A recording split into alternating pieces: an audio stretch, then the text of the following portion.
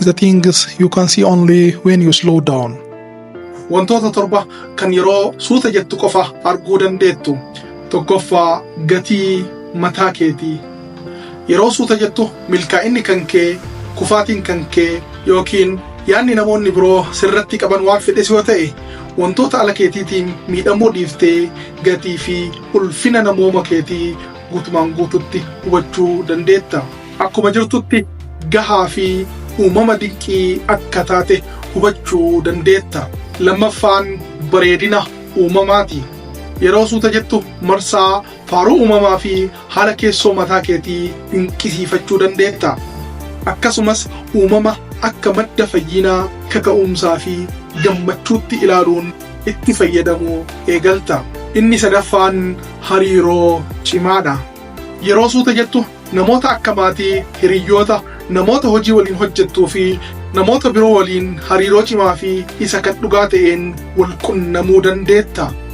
Hariiroon cimaan madda deeggarsaa, guddinaa fi jaalalaa akka ta'es sirriitti hubatta. Afuraffaan ogummaa hubannoo keetiiti.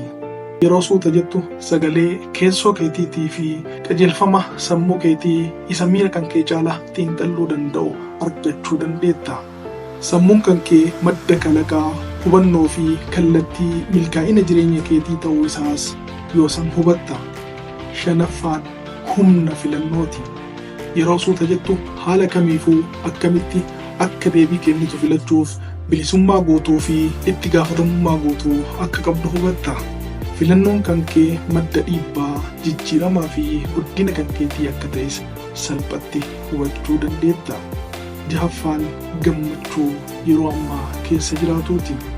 Yeroo tasgabbooftu kan darbeef yaadda'uu fi isa dhufuuf cinqamuu dhiiftee waan amma hojjechuu qabdu hojjetaa yeroo ammaatti gammadaa jiraatta.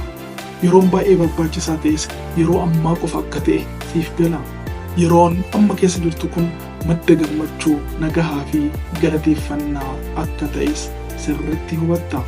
Torbaffaan hiikaa jireenya keetiiti. Yeroo suuta jettu kaayyoo fi kallattii jireenya keetii akkasumas hiika dhukataa jireenya keetii argachuu dandeetta.